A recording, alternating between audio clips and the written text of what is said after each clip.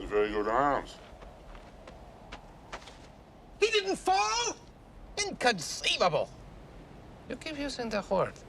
I don't think it means what you think it means. Welcome back to the Thinking Critical Comic Book Podcast. Here with me today is my good friend Perch. How you doing, Perch? I'm doing okay. A lot of stuff going on. There's a lot of stuff, a lot of weird stuff with Marvel Comics. I guess we got to talk about the big thing that everyone's been discussing on the interwebs and the social media. Apparently, in Ta-Nehisi Coates' the ending run of his Captain America, the Red Skull is Jordan Peterson? What the hell is going on with this? It was revealed that the Red Skull's newest plot is to make it look like Captain America needs to be saved by a woman, and that is bowing down to feminism, and he's kind of rallying the troops via YouTube.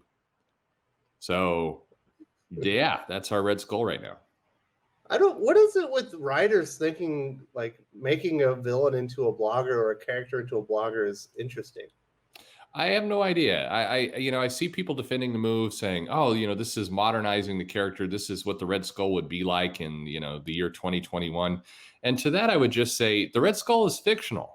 There is no the Red Skull isn't something in 2021. He's a fake character with an army and has a cosmic cube plot and helicopters and all these. He's got a full blown troops and power central. He's teamed up with Selene. What are you doing? I can't imagine any like rogue commander with their own private military would give it up to become a blogger and make Captain America look silly because he needed help from a woman. Is this an Austin Powers plot? Is he Dr. Evil? It's very, very weird. It's keep in mind this. You're trying to discredit Captain America. 2 years ago, Captain America was the leader of Hydra and turned entire America into a fascist state. I don't, the big horror is that Sharon Carter had to save him at one point. That's ridiculous. That's not playing a long game with trying to win the hearts and minds of America's racist youth or all that kind of stuff. It's just dumb. And the Red Skull has been shown in this same comic, in this same run, as having multiple private armies and a council of super rich dudes, his power elite that he runs around with. Like, I don't know what he's like. I'm ready to take over America. I've got my army. I just need one thing. I need Bill from Omaha, who's 16, and I'm going to radicalize him. That makes no sense. This plot makes no sense. Yeah, it's almost like the thing going on in James Tynion's. Well, I guess it's in Joker now because that's where Punchline is.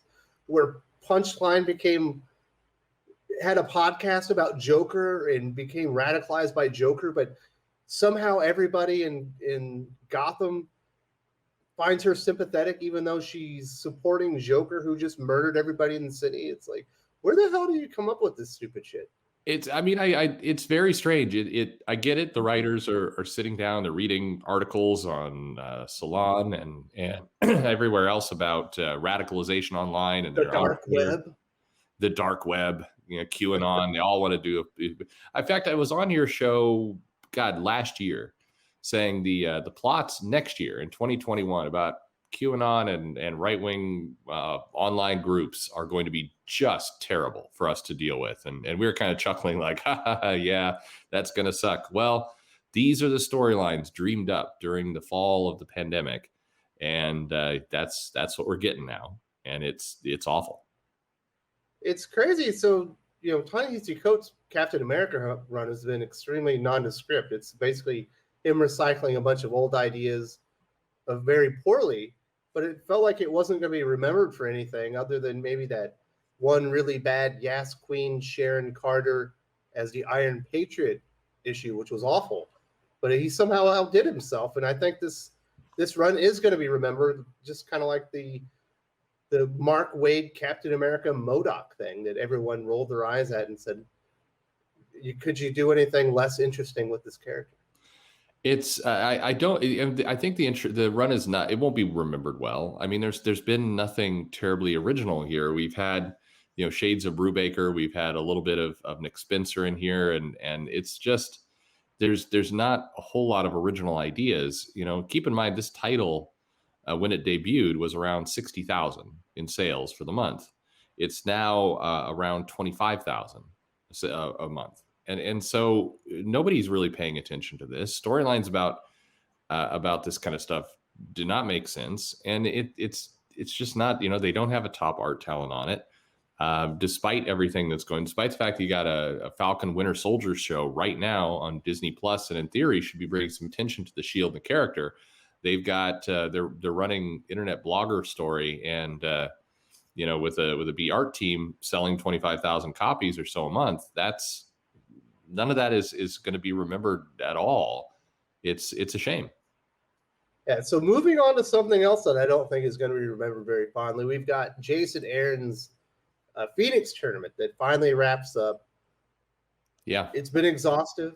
It hasn't made a whole lot of sense. There's been some embarrassing moments, but it's all led to this moment where Echo is the new like host of the Phoenix Force, but Echo had lost. I believe Echo was like bludgeoned almost to death by Namor early in the series.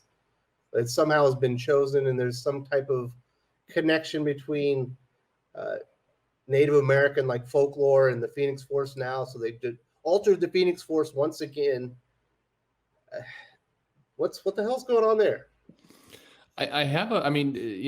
Jason Aaron's run on Avengers in general has been a little strange. It tends to go from giant moment to giant moment, or better said, maybe big concept to big concept, but there's very little kind of threading them together. And you kind of wonder, what's going to tie all these things up in a bow. He did the same thing in Thor, but he did manage to kind of tie it up into one kind of overarching plot at one point. And here, it just doesn't feel like it. This Phoenix tournament has been a bunch of kind of silly battles in the sense of, everybody's overpowered by the Phoenix Force. They're doing things they don't normally do. It's not really their characters. It's their characters with Phoenix powers and kind of a different costume. It was never entirely clear why there was a tournament in the first place and what's going on. It's the matchup doesn't make a whole lot of sense. It's just kind of, they've got their fire powers and they punch each other. And so this ending, it's fine. I think Echo was my pick at the beginning because she doesn't have an ongoing series. Nothing's really going on with the character. So, hey, that's the one that we can do something with. I don't know. It's I don't see anything coming out of this. We're going to roll immediately from this into Heroes Reborn. And then it's going to be another big storyline with the Squadron Supreme and everything going on there. And I'm missing the plot that goes on. It just looks like we're teeing up big moments over and over. It's crazy. And within Avengers, they've been working to this thing like Mephisto's got this plot to like take over the world and cover it in darkness. I'm going, this sounds really similar to something I'm finishing up right now. Yeah, it's like they're not coordinating well, or it's not, it feels very tired. The problem with the Enter the Phoenix tournament here is that it ran for, I think, 5 issues, and by the second issue, it felt like you'd seen it already before. It was the same thing over and over, and so Mephisto is in the background. I guess maybe that is his overarching plot that he's trying to pull together, but it seems not terribly interesting or speedy, or like it's a very slow walk to get there. And you're right. It's like Age of Khonshu, Phoenix Tournament, Heroes Reborn. Yeah, and before that, we had the new Star brand was born, and yes, like it is. There's nothing connecting these stories together, and there's no chance to really see the team do much. They're just thrown into kind of random situation one after the next, and I don't know. It's not landing for this premier superhero team of Marvel. It's just none of this lands. Are you excited about Echo? Does that character have promise as the new Phoenix Force? I like Echo as a character. I liked her as Ronin. I thought that was interesting when they did that back more than 10 years ago now. I'm not terribly interested to see. The cool parts about Echo was that she had kind of some Elektra-like, capabilities, and I like kind of the street level aspect of that character and what she could do and everything else. And now that she's Native American fire god, sure. I guess. But the thing is, I believe fully that in 6 months they'll have forgotten about this and they'll moved on to 2 more things. I don't know if any of this goes anywhere. So let's talk about something that did go somewhere. We finally got the end today for the King in Black series. We're about finished up with Donny Cates' run on the Venom character. There was some speculation that maybe Eddie Brock really was dead, and the reason Venom was ending was because maybe Dylan Brock, his son, was going to ascend up, but that turns out it hasn't been the case. We've got it. What's the name of the God of Light now? I do not know. The Captain Universe? Captain Universe. Oh yeah, sorry. So Eddie's basically reborn with Captain Universe powers, slaughters Null almost instantly, and by the end of it, the Captain Universe power has left because the job has been done. Eddie is now 50% Eddie, 50% Venom. I guess they're all one thing, and he is the King in Black. It turns out he is not dead. He has risen. He will continue, as the star, I guess, in his own Venom series, even after Donny Cates has left. But we also got the return of another ex-Venom character. Flash Thompson has been reborn, and he was shown to be rising up from his grave.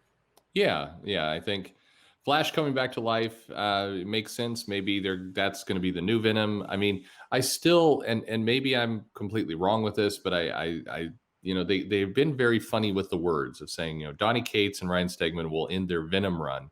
They're always very specific about all of it.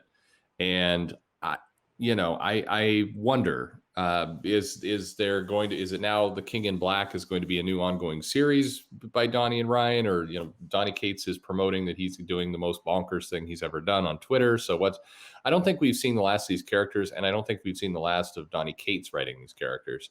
But we'll see where it all goes. But I mean, putting Flash Thompson back on the board, sure. You can't have an event without bringing somebody back to life. So why not? And no, King in Black was a fun series. It read like a kind of summer movie. It moved things along. It didn't try and be more than it was. And it was enjoyable in that perspective. Now, I mean, the question is, what's Marvel going to do with it? You can do a fun event. Apparently it's Extreme Carnage, right?